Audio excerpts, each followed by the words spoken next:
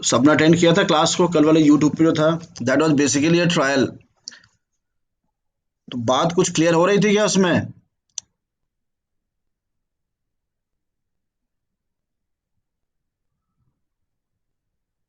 जो यूट्यूब पे का क्लास था जी, दैट वाज क्लियर और नॉट? उसमें लेकिन जो मुझे बेसिक प्रॉब्लम जो मुझे समझ में आया कि आप लोगों से इंटरेक्शन नहीं हो रहा था उसमें कोई।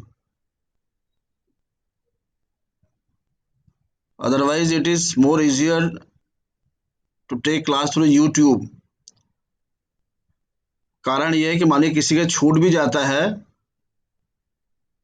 तो one can take the class afterwards also.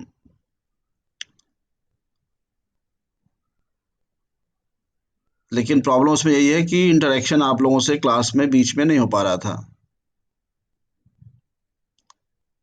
Otherwise everything was okay. Anyway खैर, तो जो हम लोग लास्ट 2 या 3 क्लासेस से लगातार डिस्कस कर रहे हैं अबाउट सीआरपीसी।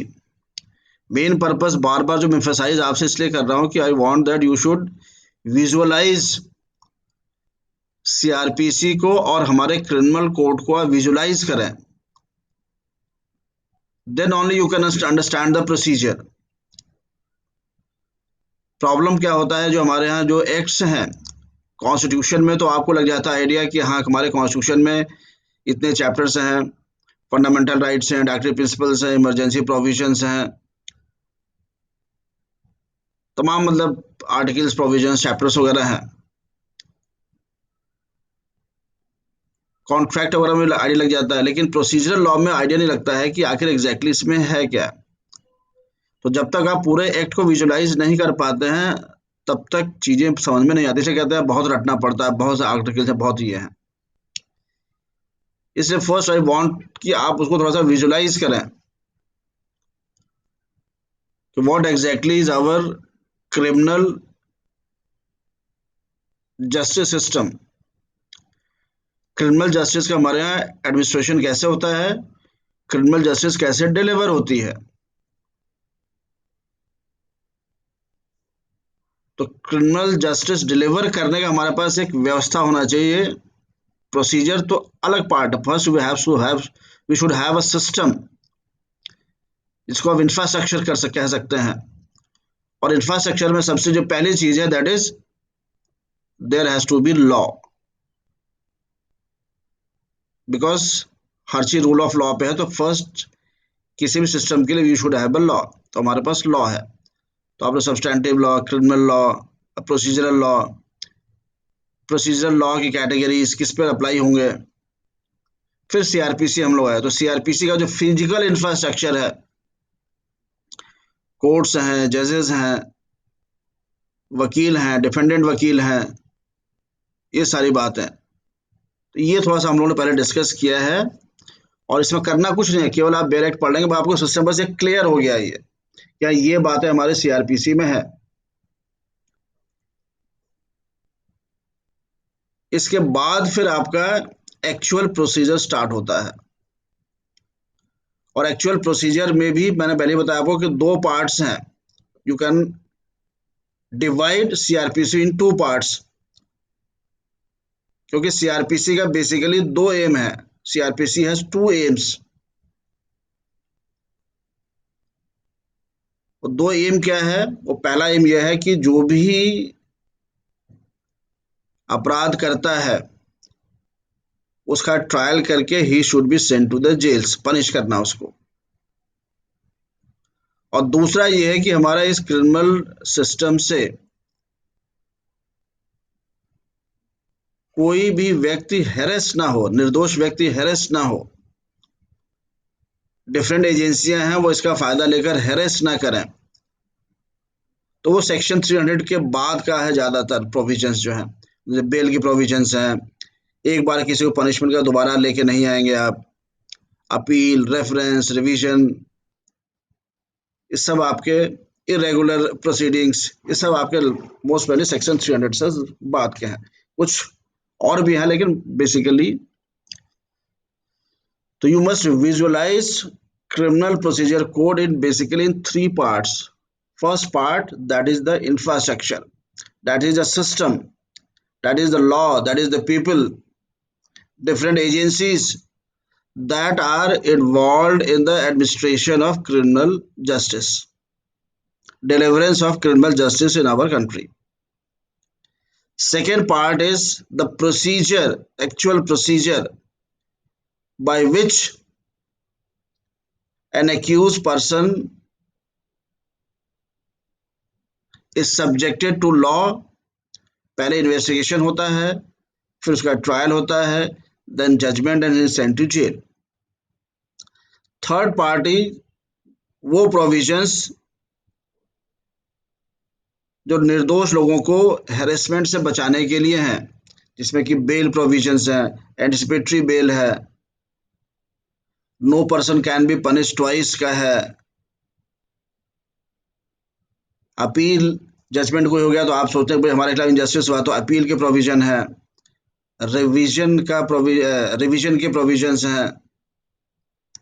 कुछ प्रोसीडिंग्स इलीगल हो जाते हैं कि आप 10-10 साल बाद उन प्रोसीडिंग्स को खोलते हैं, तो भाई लिमिटेशन है. कुछ ऑफेंसेस को आप 1 साल 2 साल 3 साल के बाद स्टार्ट नहीं कर सकते हैं. तो ये बेसिकली 3 पार्ट्स हैं. चौथा जो हमारा है, जो 2 शेड्यूल्स हैं, fourth part of CrPC is the 2 schedules, जो कि बहुत ही इंपॉर्टेंट है. तो पहले शेड्यूल में लिखा हुआ है, सारे ऑफेंसेस के बाद लिखा हुआ है कि ऑफेंस कौन सा है, फिर वो बेलेबल ऑफेंस है कि नॉन बेलेबल ऑफेंस है, कॉग्निजेबल ऑफेंस है कि नॉन कॉग्निजेबल ऑफेंस है, मतलब संज्ञेय अपराध है कि असंज्ञेय अपराध है, प्लस उस मुकदमे का ट्रायल कौन करेगा, उस पर विचारण कौन करेगा, कौन मजिस्ट्रेट, कौन सेशन कोर्ट. तो फर्स्ट शेड्यूल भी इक्वली इंपॉर्टेंट है. और सेकेंड शेड्यूल जैसा आपका ये है, जैसे हमारे समन भेजे जाते हैं, वारंट भेजे जाते हैं, चार्ज फ्रेम होता है, वो किस फॉर्मेट में होगा, उसका फॉर्मेट होता है, उसी स्टाइल में ही आपको लिखना है. एग्जाम्स में भी आता है framing of charge,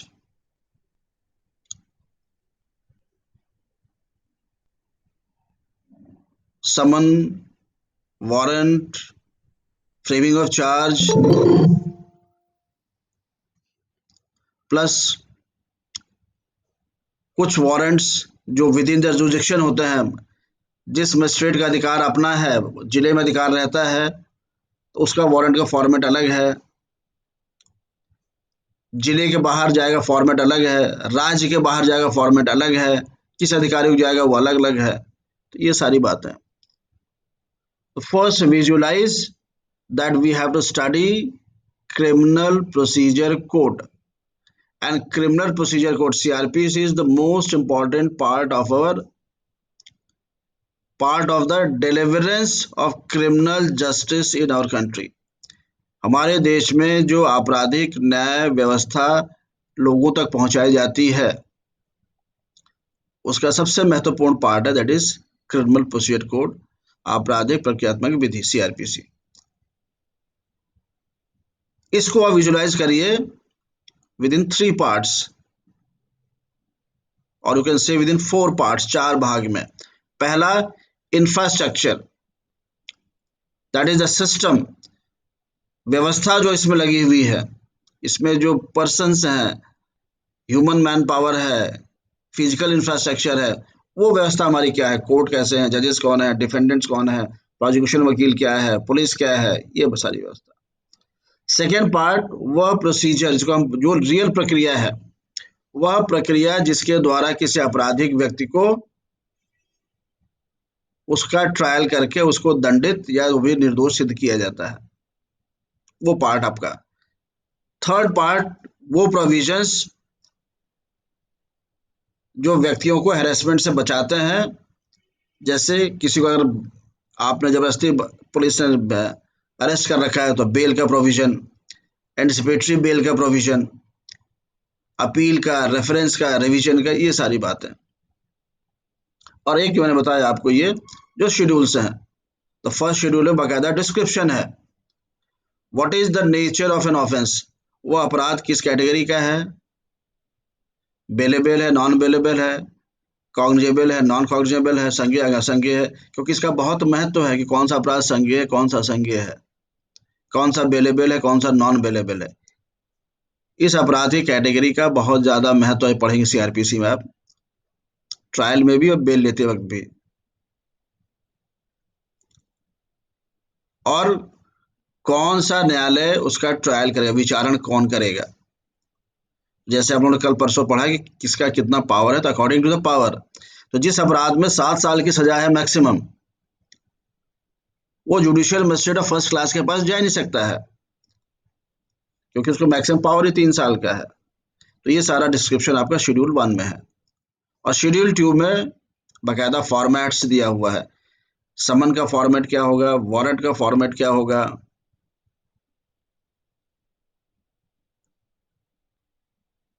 charge framing of charge का फॉर्मेट क्या होगा, राज्य के बाहर जो वारंट समन भेजे जाएंगे उनका फॉर्मेट क्या होगा, ऐसे करके। तो विजुलाइज करिए, उसके बाद फिर हम लोग, ठीक।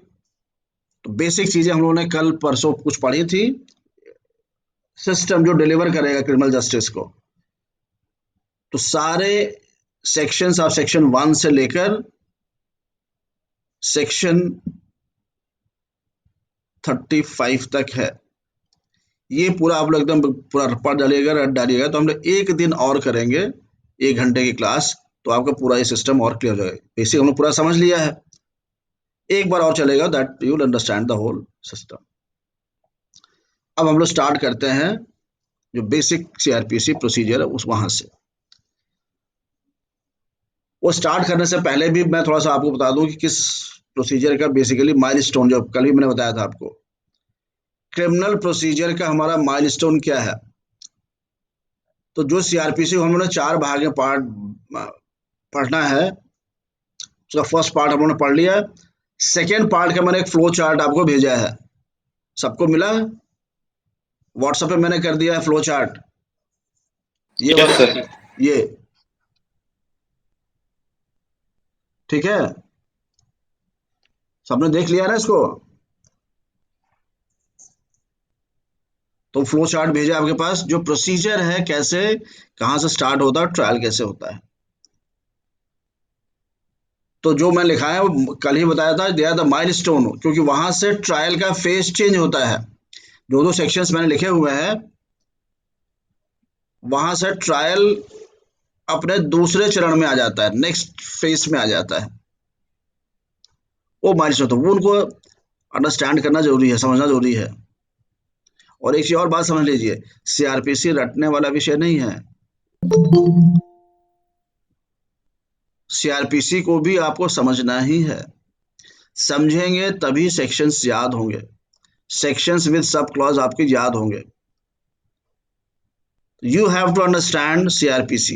In fact, you have to understand law. Law can not be crammed, science भी रट सकते हैं आप, लॉ नहीं रट सकते हैं।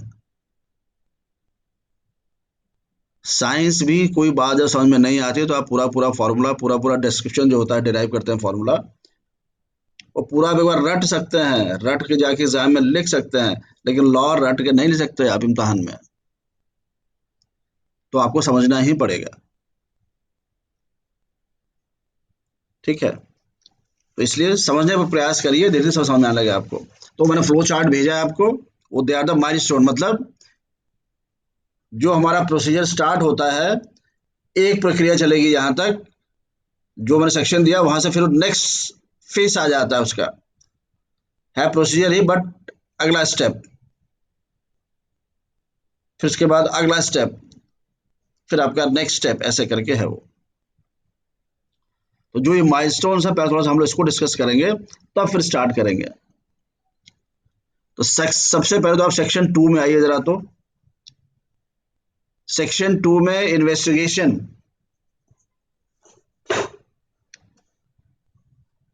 सेक्शन 2 में इन्वेस्टिगेशन किस सेक्शन में दिया हुआ है, सेक्शन 2,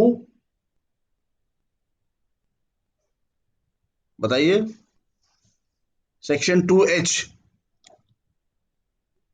सेक्शन 2H में इन्वेस्टिगेशन की डेफिनेशन दी हुई है। What is investigation? अन्वेषण। अन्वेषण क्या लिखा हुआ है? Investigation is collection of evidence, collection of evidence by the police.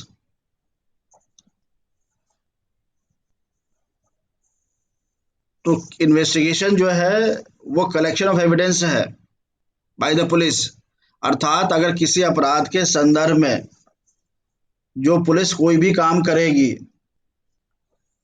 तो पुलिस के सारे काम जो होते हैं वो इन्वेस्टिगेशन नहीं माना जाता है। कोई अपराध हुआ, पुलिस ने आपके आगे पूछताछ की, भाई यहाँ कैसे कैसे क्या क्या सारी चीजें, तो ये केवल वो इंक्वायरी कर रही है, वो तो वो इन्वेस्टिगेशन का पार्ट नहीं माना जाएगा। Anything done by the police for collection of evidence, अगर कोई कृत्य पुलिस साक्ष्य एकत्रित करने के उद्देश्य से कर रही है तब है। आपका स्टेटमेंट ले रही है कि भाई यहाँ कोई अपराध हुआ है क्या? अपना हाँ सर हुआ था, ऐसे ऐसे है, पूछ के लगे, उसी अपराध में पुलिस आई, लेकिन वो इन्वेस्टिगेशन पार्ट नहीं माना जाए। लेकिन फिर नेक्स्ट डे आती है, भाई अपना स्टेटमेंट दीजिए, आप यहाँ पर थे, आपने किसको देखा, कौन वहां गया, किसको आपने भागते हुए देखा, किस कलर का था, ये सर। तो ये क्लियर हो जाए कि any action done by the police for collection of evidence, साक्ष्य इकट्ठा करने की जो प्रक्रिया होगी वही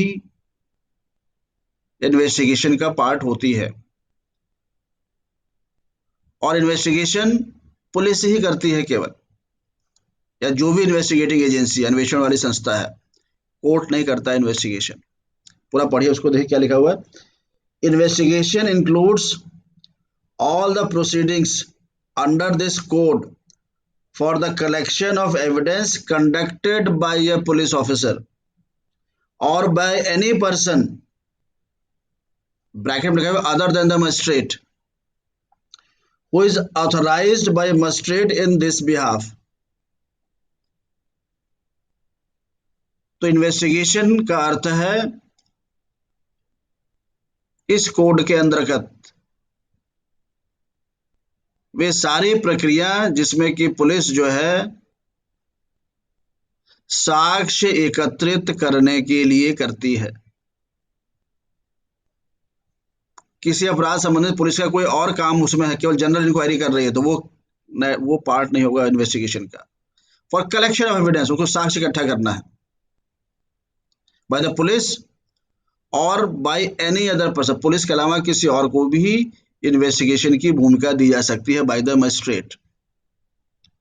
मजिस्ट्रेट ऑथराइज करेगा, भाई आप इन्वेस्टिगेट करिए, वो कलेक्शन ऑफ एविडेंस के लिए करेगा। बट मजिस्ट्रेट नहीं कर सकता है, कोर्ट इन्वेस्टिगेट नहीं करती है, कोर्ट इंक्वायरी वगैरह करती है।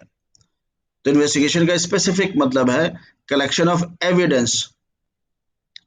और कौन सी चीज एविडेंस मानी जाएगी? वो इंडियन एविडेंस एक्ट में है, भारतीय साक्ष्य अधिनियम में जो बातें हैं वो एविडेंस मानी जाएंगी।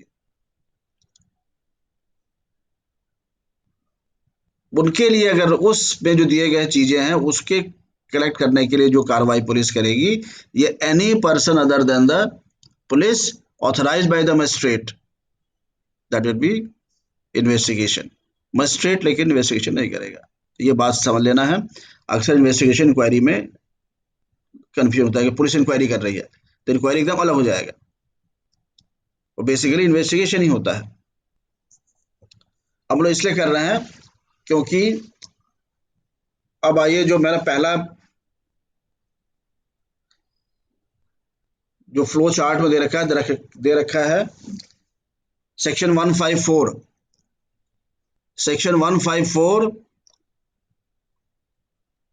और सेक्शन 200, सेक्शन 154 और सेक्शन 200 एक साथ लिखा हुआ है। जरा दोनों पढ़िए तो क्या है।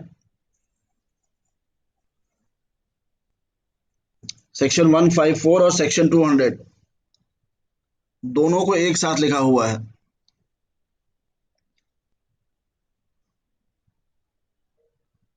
देखिए, जो हमारे यहाँ क्रिमिनल लॉ का जो लॉ है, उसमें जो हमारा ये क्रिमिनल सिस्टम जो हमने देखा, पुलिस का, जजेस का, कोर्ट्स का, ये अपने आप मोशन में नहीं आता है। There has to be something has to be done. मतलब criminal law has to be set in motion. आपराधिक विधि को गति देनी होगी, उसको स्टार्ट करना पड़ेगा, इनिशिएट करना पड़ेगा। तो criminal law, criminal procedure initiate करने का 2 स्टेज है हमारे यहाँ। वो दिखाया मैंने आपको सेक्शन 154 और उसके साथ में सेक्शन 200। तो सेक्शन 154 क्या है? Lodging of FIR. अब आपको बता रहा हूं मोटा मोटा। 154 में क्या है? Lodging of FIR. जब आपकी एफआईआर लॉज हो जाती है तो एफआईआर दर्ज होते ही फिर हमारा क्रिमिनल एक्शन और क्रिमिनल लॉ जो मोशन में आ जाता है, जो एजेंसियां हरकत में आ जाती हैं और उनको उस पर कार्रवाई करनी ही करनी है। एफआईआर पुलिस के पास होती है, उसके बाद पुलिस इन्वेस्टिगेट करती है, जो हमने पढ़ा अभी, तब आगे चीजें बढ़ती हैं। उसी के साथ हमें लिखा हुआ है सेक्शन 200। तो सेक्शन 200 में कंप्लेंट, परिवाद। आपको बात समझना यह है कि जो हमारा जो अल्टीमेटली हम लोगों ने पहले ही समझा कि सीआरपीसी या क्रिमिनल लॉ का जो मेन काम है, that is trial and book the accused या कल्प्रिट्स इनटू जेल। विचारण करना और जो अपराधी उसको जेल भेजना, वो न्यायालय करता है, कोर्ट करता है, पुलिस और एजेंसी नहीं कर सकती। और हमने देखा होगा कैटेगरी ऑफ क्रिमिनल कोर्ट्स में एग्जीक्यूटिव मजिस्ट्रेट्स भी आते हैं, लेकिन ट्रायल, विचारण कैटेगरी मजिस्ट्रेट, एग्जीक्यूटिव मजिस्ट्रेट्स नहीं आते हैं। तो न्यायालय ही विचारण करे, कोर्ट ही करेगा। लेकिन कोर्ट के पास कोई चीज जाएगी कैसे? तो वो एक तरीका है कि पहला है 154। अब 154 क्या होता है? एफआईआर। एफआईआर किस लिए होती है? कि पुलिस इन्वेस्टिगेट करे और अपनी रिपोर्ट पूरा साक्ष्यों के साथ मजिस्ट्रेट कोर्ट के सामने रख दे। अब उसके बाद जो मजिस्ट्रेट जो करना होगा, आगे ट्रायल करेगा या जो भी करना होगा। तो एफआईआर लॉन्च करने का मतलब होता है कि इन्वेस्टिगेट करके साक्ष्य इकट्ठा करना, ताकि उस अपराध संबंधित सारे साक्ष्य इकट्ठा करके मजिस्ट्रेट के सामने रखा जाए। मजिस्ट्रेट समझे कि हाँ साक्ष्य पर्याप्त हैं तो ट्रायल आगे स्टार्ट करे, नहीं तो जो भी है आपका है।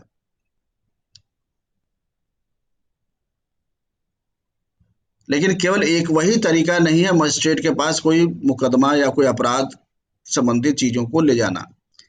एक जरिया है परिवाद, कंप्लेंट के जरिए। जिस व्यक्ति के साथ अपराध हुआ है वह कंप्लेंट भी कर सकता है डायरेक्ट कोर्ट में। संबंधित मजिस्ट्रेट संबंधित न्यायालय में जाकर एक कंप्लेंट दाखिल कर सकता है। तो कंप्लेंट दाखिल कर सकता है, पढ़ी जरा सेक्शन 200 में। एफआईआर का मेन पर्पस होता है कि भाई मान ली हमारे साथ अपराध हुआ कि हत्या किसी की हमने देखी, या हमारे घर में चोरी हो गई, अपराध तो हो गया, लेकिन हम साक्ष्य कहाँ से लेके आएंगे? हमारे पास इतनी नहीं, हमारे सक्षम नहीं है। वही पुलिस करती है, साक्ष्य इकट्ठा करना। लेकिन अगर कोई व्यक्ति कहता है कि मेरे साथ अपराध हुआ है, तो सीधे कंप्लेंट कोर्ट में दाखिल कर सकता है, लेकिन फिर उसको सारे एविडेंस देने होंगे। तो सेक्शन 200 में कंप्लेंट कोर्ट में दाखिल कर देंगे, लेकिन आपको सारे एविडेंस देने होते हैं। कैसे ऐसे हुआ, देखिए मैं मेरे घर में इन्होंने चोरी की, मैंने इनको देखा घर में हमारे आते हुए, और मैंने टीवी मेरे घर में रखा हुआ है। ये सारे साक्ष्य आप दे देते हैं। तो जो काम पुलिस का 154 में था वो आप स्वयं करके पहले दे देते हैं, और कोर्ट सेटिस्फाई हो जाते हैं कि हाँ पर्याप्त एविडेंस व्यक्ति ने दे दिया, तो उस कंप्लेंट को स्वीकार करके सीधे ट्रायल स्टार्ट कर देता है। पुलिस का रोल नहीं रहता है। और लगता है कि पर्याप्त साक्ष्य नहीं है तो फिर वो व्यवस्था दूसरी है, पुलिस को देता है तमाम चीजें, अभी हम उस पर आएंगे। तो बेसिकली ट्रायल करता है कोर्ट, मजिस्ट्रेट, लेकिन मजिस्ट्रेट के पास चीजें आनी चाहिए। वह शिकायत विद एविडेंस, क्योंकि उसी पर ट्रायल होना है। तो वो ले जाने का जरिया आपका है सेक्शन 1554, और दूसरा जरिया है कंप्लेंट सेक्शन 200 में। तो कोई अपराध ट्रायल के लिए, विचारण के लिए न्यायालय में जाने का दो जरिया है, एक है आपका एफआईआर और एक है आपका कंप्लेंट परिवार, जो सेक्शन 200 में है। ठीक, ये बात। अब सेक्शन 154 जो आपका है वो एफआईआर है, मतलब अब पुलिस इस पर इन्वेस्टिगेशन करेगी, और पुलिस अपना इन्वेस्टिगेशन करने के बाद, अन्वेषण करने के बाद, अन्वेषण के पास कई हथियार हैं, कई अधिकार हैं, तो वो बीच में हम लोग आएंगे उस पर। 161 का बयान, 164 का, रिकवरी का, 167 का, तमाम चीजें हैं, तो हम लोग उस पर आएंगे। तो सारा इन्वेस्टिगेशन करके, सारा कलेक्ट करके साक्ष्यों को पुलिस अपनी रिपोर्ट पेश करती है। उस रिपोर्ट को कहा जाता है पुलिस रिपोर्ट 173(2). लेकिन हर आदमी उसको चार्जशीट बोलता है। चार्जशीट कोई लीगल नेम नहीं है। Chargesheet is not a legal name. Legal name क्या है? Police report. इन्वेस्टिगेशन के बाद पुलिस अपने पुलिस रिपोर्ट पेश करती है 173 क्लॉज 2 में। ये उसकी पुलिस रिपोर्ट, जिसमें सारे साक्ष्यों का संकलन करेगी वो। यही पुलिस रिपोर्ट, अगर पुलिस अपने इन्वेस्टिगेशन में साक्ष्य पाती है, तो इसी पुलिस रिपोर्ट को चार्जशीट कहा जाता है आम भाषा में। और पुलिस इन्वेस्टिगेशन करने के बाद अगर कोई भी चीज, कोई साक्ष्य नहीं पाती अपराधी के खिलाफ, या अपराध कहते हैं अपराध हुआ ही नहीं, उसी को बोलते हैं फाइनल रिपोर्ट, अंतिम रिपोर्ट। मतलब पुलिस ने मुकदमा क्लोज कर दिया, उसको कोई साक्ष्य नहीं मिला, दैट इज फाइनल रिपोर्ट से बोलते हैं। तो 173 क्लॉज 2 जो है वो पुलिस रिपोर्ट है, जो कि चार्जशीट भी हो सकती है, फाइनल रिपोर्ट भी हो सकती है। अब यह पुलिस रिपोर्ट जो है सबमिट की जाती है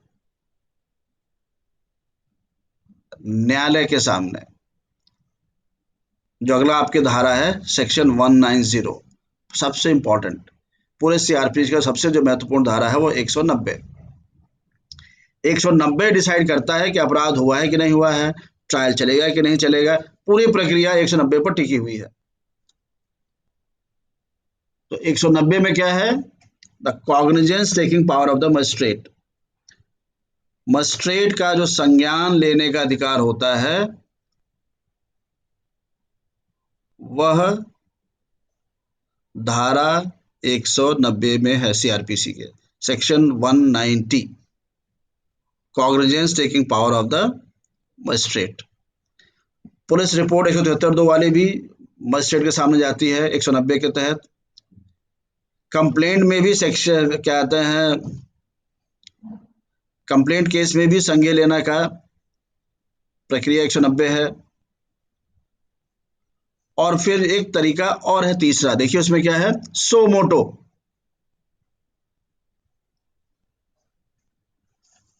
तो तीन तरीका आपका है, बोलिए इसको आपका 190।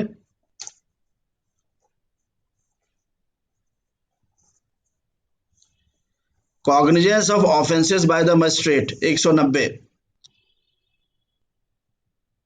तो 190 क्लॉज 1 में ए बी सी तीन तरीके हैं कॉग्निजेंस लेने के, संज्ञान लेने के। क्योंकि मजिस्ट्रेट जब संज्ञान लेगा किसी अपराध का, तभी मुकदमा आगे चलेगा, नहीं तो मुकदमा वहीं खत्म। और संज्ञान नहीं लिया रहेगा तब तक मुकदमा वहीं पर कोर्ट में धरा ही रह जाएगा। संज्ञान लेने से मना कर देगा तो मुकदमा खत्म। संज्ञान लेने के बाद ही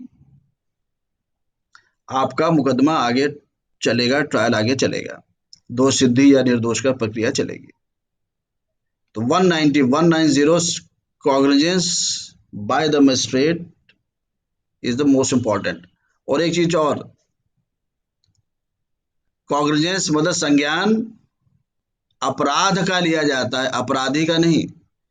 190 में केवल मजिस्ट्रेट ये तय करता है कि हाँ अपराध हुआ है, एक्यूज पर्सन के लिए नहीं होता है वो। इसलिए कहा जाता है कि अगर पुलिस ने कोई रिपोर्ट अपनी पेश की और उसने 5 लोगों का चार्जशीट में नाम डाला, तो मजिस्ट्रेट उन 5 को बुलाने से मना कर सकता है। संज्ञान ले लेगा कि हाँ अपराध हुआ है, लेकिन कौन किसको बुलाया जाए वो अलग प्रक्रिया है। तो 190 इज कॉग्निजेंस ऑफेंस, लिखा हुआ साफ साफ कॉग्निजेंस ऑफेंस, मतलब संज्ञान अपराध का लिया जाता है 190 में, अपराधी का नहीं। ये सवाल अक्सर आता है। Cognizance is taken of offence, accused, accuse and offence both, उसका आंसर है ऑफेंस। तो संज्ञान हमेशा अपराध का लेता है मजिस्ट्रेट 190 में। वह 3 तरीका है। पहला, कंप्लेंट, 190 क्लॉज 1 क्लॉज ए, कंप्लेंट के आधार पर, परिवाद के आधार, मतलब सेक्शन 200 वाला जो कंप्लेंट आता है, आपने कंप्लेंट किया, साक्ष्य दिया, उसको लगा कि हाँ अपराध हुआ है, तो संज्ञान ले लेता है। दूसरा आपका है ऑन द पुलिस रिपोर्ट, जो आप 173(2) की बात कर रहे हैं। 173(2) में पुलिस रिपोर्ट पेश की जाती है, मजिस्ट्रेट को लगता है कि अपराध हुआ है, तो संज्ञान ले लेता है। तीसरा आपका है upon information received from any person other than the police officer और ऑन हिज ओन नॉलेज, अगर किसी अपराध को लेकर कोई अन्य व्यक्ति भी सूचना मजिस्ट्रेट को देता है तो भी संज्ञान ले सकता है। सीधे सूचना पर आके मजिस्ट्रेट ने कहा कि कोर्ट जाकर कि भाई मैंने दिल्ली के विजय चौक पर ये हत्या देखी, ऐसे ऐसे लोग हत्या कर रहे थे और एक आदमी को मारा ऐसे ऐसे, तो डायरेक्ट संज्ञान ले सकता है। उसके बाद भी इन्वेस्टिगेशन करा सकता है। तो 190 क्लॉज 1 क्लॉज सी में संज्ञान पुलिस ऑफिसर के अलावा किसी अन्य व्यक्ति के कहने पर भी दे सकता है, या सो मोटो मजिस्ट्रेट या जज, मान लीजिए कहीं पर जा रहे हैं और रास्ते में उन्होंने कहीं पर हत्या देखी, कहीं पर लूटपाट देखी, वहां पर उन्होंने, तो स्वतः संज्ञान ले लेते हैं, अपराध का संज्ञान लेते हैं। तो 190 क्लॉज 1 में ए बी सी 3 आपके हैं, जिसमें कि 4 प्रकार का संज्ञान लेने की प्रक्रिया है। तो 190 इज मोस्ट इंपॉर्टेंट। अब ये बहुत बड़ा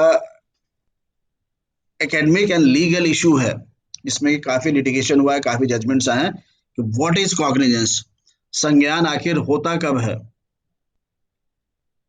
संज्ञान किसको माना जाता है। क्वेश्चन यहां लिखिए, तो what is cognizance bye the magistrate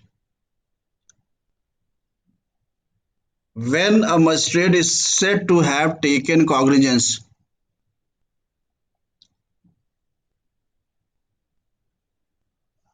संज्ञान क्या होता है और कब कहा जाएगा कि मजिस्ट्रेट ने संज्ञान लिया है। What is that step, what is that action, magistrate का कौन सा कृत्य।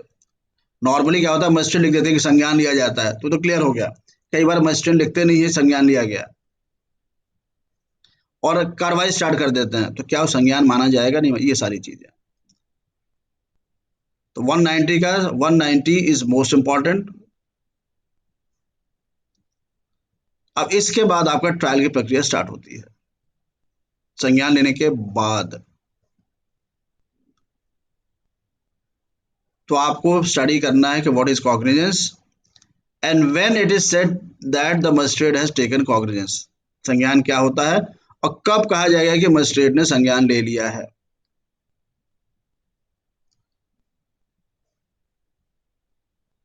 इसके बाद नेक्स्ट स्टेप आपका है सेक्शन 204, जो 204 है, उसमें लिखा हुआ देखिएगा इश्यूएंस ऑफ प्रोसेस, मतलब प्रक्रिया प्रारंभ करना, मतलब जैसे ट्रायल स्टार्ट।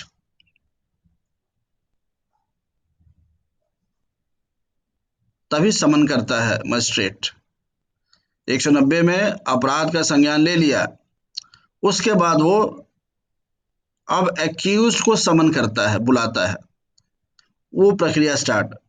प्रक्रिया स्टार्ट एक्यूज के कंटेक्स्ट में 204 से स्टार्ट होती है। The accuse comes into picture at the stage of section 204, जब मजिस्ट्रेट सेक्शन 204 में प्रक्रिया प्रारंभ करता है। समन इशू करेगा या वारंट इशू करेगा, लिखा हुआ कंडीशंस उसमें। अक्सर एक सवाल आता है, लिखिए तो, when does a person gets the right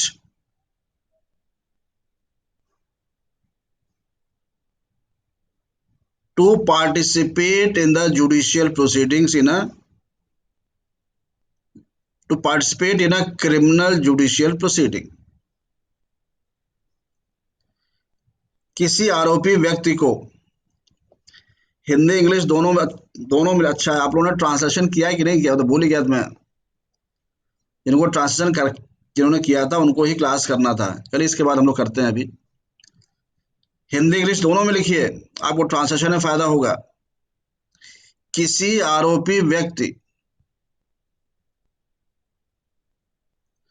को आपराधिक न्यायिक प्रक्रिया में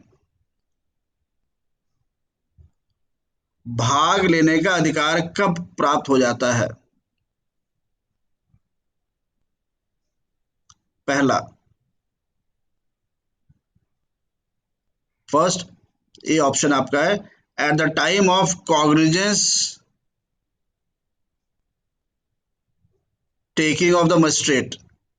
जिस समय मजिस्ट्रेट संज्ञान लेने का कार्य कर रहा होता है, उस समय वो अपना पक्ष रख सकता है कि आरोपी व्यक्ति।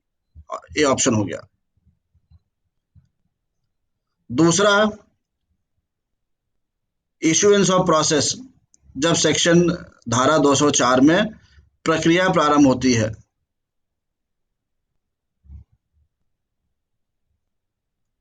तीसरा,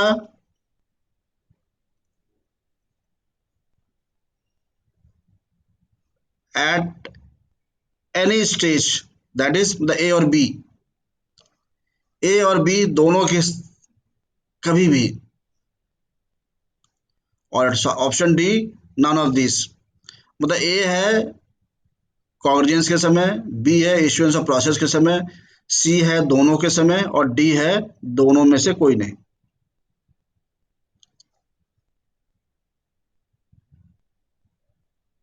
ठीक, तो अब आपका जो है, तो मैं लिखा है आपका सेक्शन 204, इश्यूएंस ऑफ प्रोसेस। अब एक बार समन हो जाने के बाद फिर कुछ प्रोसीजरल चीजें हैं जो मैं लिखा है आपको सेक्शन 207 का, 207, 208 और 209। देखिए एक और बात ध्यान रखना आपको, ये कि संज्ञान हमेशा मजिस्ट्रेट लेता है। कोर्ट ऑफ सेशन सत्र न्यायाधीश को संज्ञान लेने का राइट नहीं है, पावर नहीं है।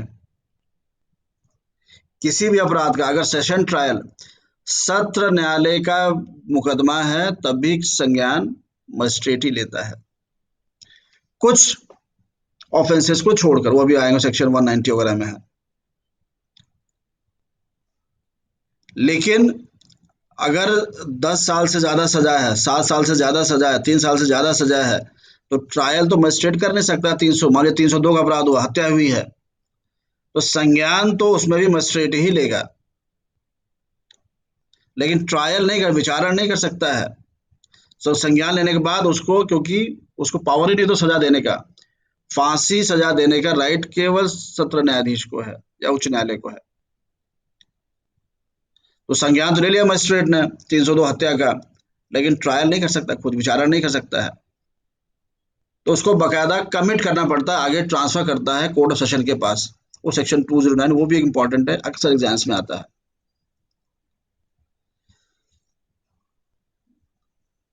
इसके बाद की प्रक्रिया आपका है, जब हो गया तो आपने देखा कि मैंने बता रखा है 209 के बाद 4 प्रकार का ट्रायल है अपराध के अनुसार। कैटेगरी, जो अपराध की कैटेगरी है और जैसा मजिस्ट्रेट को अधिकार है सजा देने का, उसी के अनुसार ट्रायल का विभाजन हो रखा है कि कौन सा मुकदमा, कौन सा अपराध, कौन सा जज, कौन सा न्यायाधीश उसका विचारण करने का अधिकार रखता है। इसीलिए पावर्स का भी देखा, इसका जो बताया था आपका। तो ट्रायल भी आपके 4 प्रकार के होते हैं। एक सेशन ट्रायल, सत्र न्यायाधीश वे अपराध जिन पर की विचारण सत्र न्यायाधीश कर, सेशन ट्रायल ही कर सकता है, बाकी लोग नहीं कर सकते। कारण भाई 10 साल से ज्यादा सजा कराइट ही नहीं है बाकी किसी को। 302 में फांसी हो सकती है, आजीवन कारावास हो सकता है। तो ट्रायल अगर लोअर कोर्ट के लोग करेंगे तो सेशन ट्रायल जो आपका है तो सजा दे ही नहीं पाएंगे, इससे ट्रायल को मना है। दूसरा, उतना उनको अनुभव भी नहीं होता है। अपराध की गंभीरता, अपराध की सजा का अधिकार, सजा का जो दायरा है, मात्रा जो है, उसके अनुसार ट्रायल होता है। तो सेशन ट्रायल अलग है। इसके अलावा बोला जाता है वारंट ट्रायल का, एग्जाम से खूब आता है वारंट ट्रायल, वारंट विचारण। तो वारंट ट्रायल भी दो कैटेगरी का है। एक वो वारंट ट्रायल जो कि पुलिस रिपोर्ट पर आधारित है, एफआईआर हुई, पुलिस रिपोर्ट आई, इश्यूएंस प्रोसेस हुआ, फिर ट्रायल कर रहा है, warrant trial on police report. तीसरा कैटेगरी है वारंट ट्रायल ही है but other than police report, वे मुकदमे जो पुलिस रिपोर्ट के जरिए न्यायालय के सामने नहीं आए हैं, जो कंप्लेंट के जरिए आए हैं या सो मोटो वाले आए हैं, तो उनका ट्रायल की प्रक्रिया अलग है। सेशन ट्रायल की प्रक्रिया अलग है, एक कैटेगरी है। वारंट ट्रायल होता है, उसकी प्रक्रिया अलग है। वारंट ट्रायल में दो प्रकार के ट्रायल हैं। एक वो ट्रायल की प्रक्रिया जो पुलिस रिपोर्ट पर आधारित है, और वो ट्रायल जो other than the police report है, मतलब कंप्लेंट पर आई होगी या सो मोटो जो 190 में आपका है, जो आपका 190 में आपका है, किस तरीके से ट्रायल होकर आया है। तो पहला सेशन ट्रायल, दूसरा वारंट ट्रायल। वारंट ट्रायल में दो ट्रायल हैं, ऑन पुलिस रिपोर्ट और एक अदर देन पुलिस रिपोर्ट। उसके बाद आपका है समन ट्रायल, समन केसेस का जो ट्रायल है, वो हम लोग पढ़ेंगे जब कैसे समन ट्रायल कैसे है। और चौथा है समरी ट्रायल। तो चार कैटेगरी के ट्रायल हैं, सेशन ट्रायल, वारंट ट्रायल, समन ट्रायल और समरी ट्रायल। चार प्रकार के ट्रायल हैं। इनकी प्रक्रिया सबकी अलग अलग है, प्रोसीजर सबका अलग अलग है।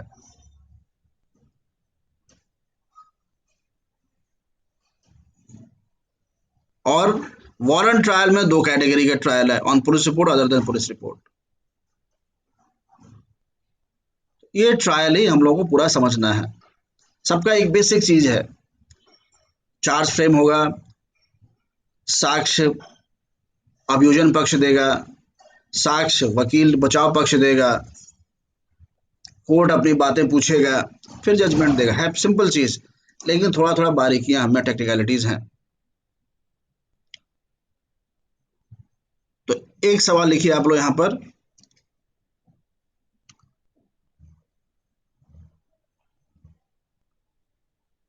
Mention the category of trial given in CrPC. CrPC में कितने प्रकार के विचारण हैं, उनको बताइए, पहला सवाल। दूसरा, क्या सेशन ट्रायल भी वारंट ट्रायल है? Is session trial also a warrant trial? क्या सेशन ट्रायल वारंट ट्रायल भी है? ये दो सवाल हो गए। और तीसरा, विभिन्न प्रकार के ट्रायल में, विभिन्न प्रकार के विचारण में फ्रेमिंग ऑफ चार्ज, आरोप पत्र, आरोप फ्रेम करना कि क्या प्रावधान है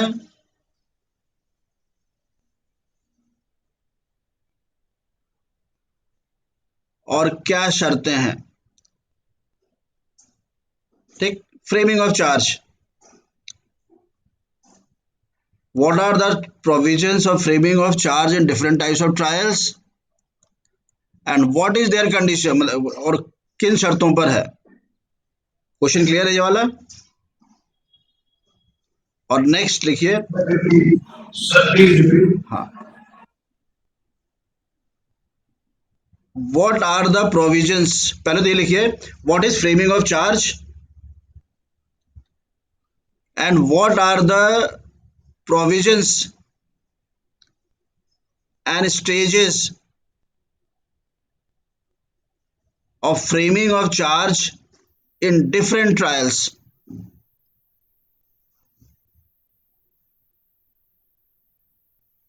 और फ्रेमिंग ऑफ चार्ज तीसरा सवाल है,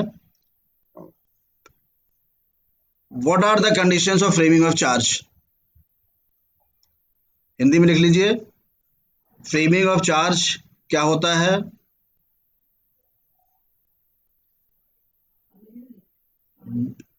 विभिन्न विचारणों में फ्रेमिंग ऑफ चार्ज का क्या प्रावधान है,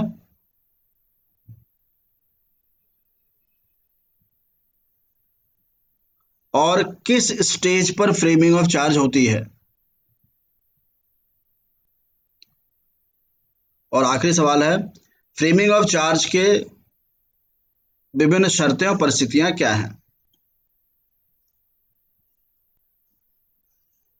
ठीक। और एक लास्ट सवाल लिखिए, what is discharge in criminal trial and it is at what stage.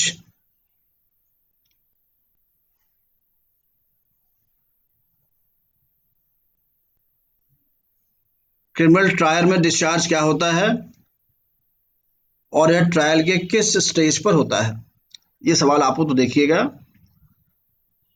क्योंकि चार्ज पर खूब सवाल आते हैं प्रीलिम्स में, मेंस में भी, लेकिन वो सवाल आता है कंटेंट ऑफ चार्ज क्या होता है, क्या चार्ज ऑर्डर हो सकता है, किस धारा में है। तो ये मैंने आपको नहीं लिखाया है, मैंने लिखा है केवल ये बातें। तो ये सारे सेक्शंस और ये सारे कंसेप्ट्स जो मैंने आपको बताया अभी, इसको आज पढ़ने का प्रयास करिएगा। तो जब हम इसको कल डिस्कस करेंगे डिटेल में, तो आपको सारी धड़ाधड़ समझना शुरू हो जाएगा। और इसके बाद ट्रायल होता है, ट्रायल में लास्ट में जाकर जजमेंट, बाद में जाकर निर्णय, और फिर आदेश। जजमेंट एंड ऑर्डर लिखिए, what is judgment and what is order. निर्णय क्या होता है और आदेश क्या होता है।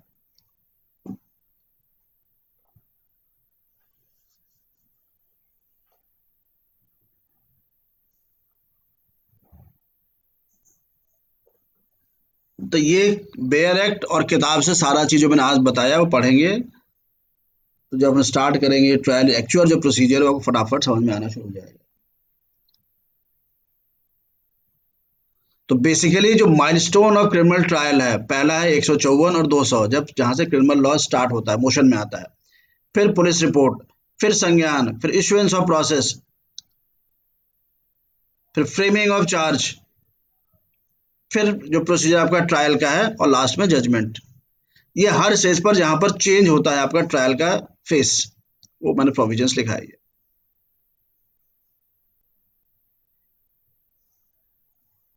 ठीक है, अब जरा आइए तो लिखिए जरा तो सवाल।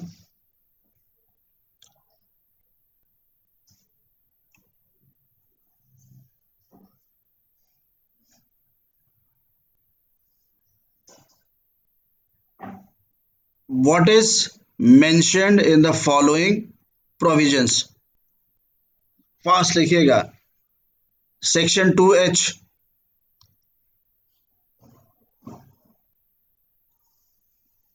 Section 4 clause 1, section 4 clause 2, section 6, section 7, section 26, section 29, section 25 capital A, section 41, section 41 capital A, section 154, section 161, section 164, section 167, section 173 clause 2, section 173 clause 8, section 190 clause 1 clause A,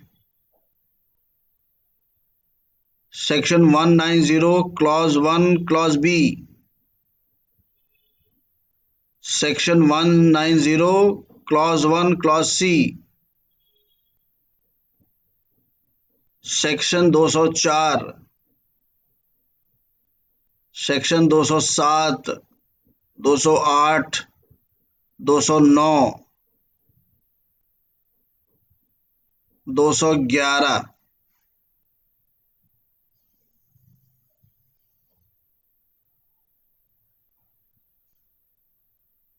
section 211, section 216,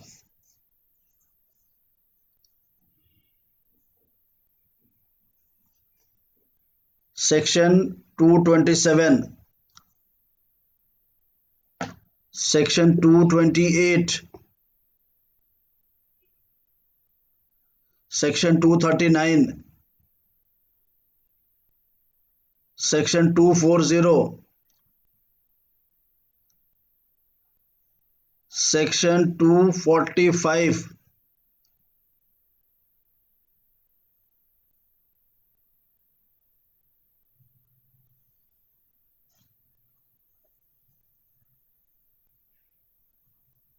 उसके बाद आपका है सेक्शन 272,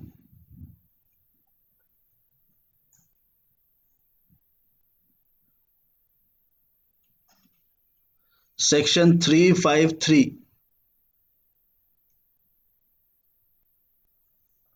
फिर आपका 436 कैपिटल ए,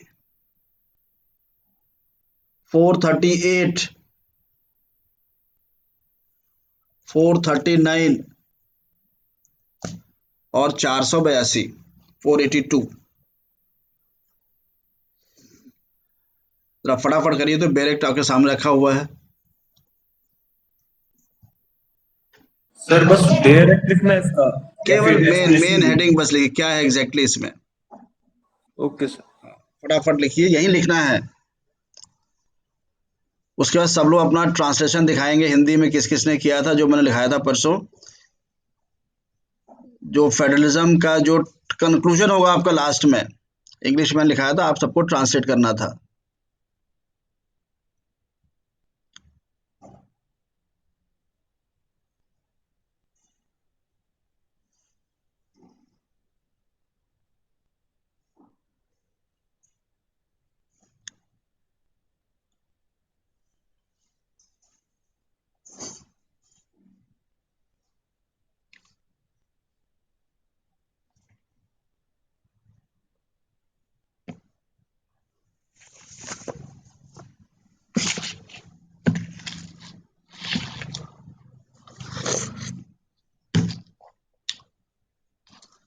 सबने translation किया है ना?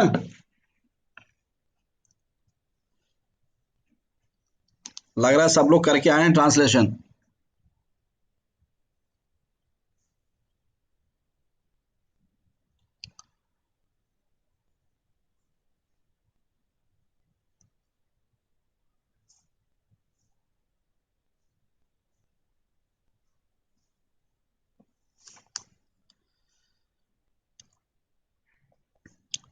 तो ये सारी बातें, सारे सेक्शंस, सीआरपीसी के 4 पार्ट, सीआरपीसी के डिफरेंट प्रोविजंस के माइलस्टोन्स,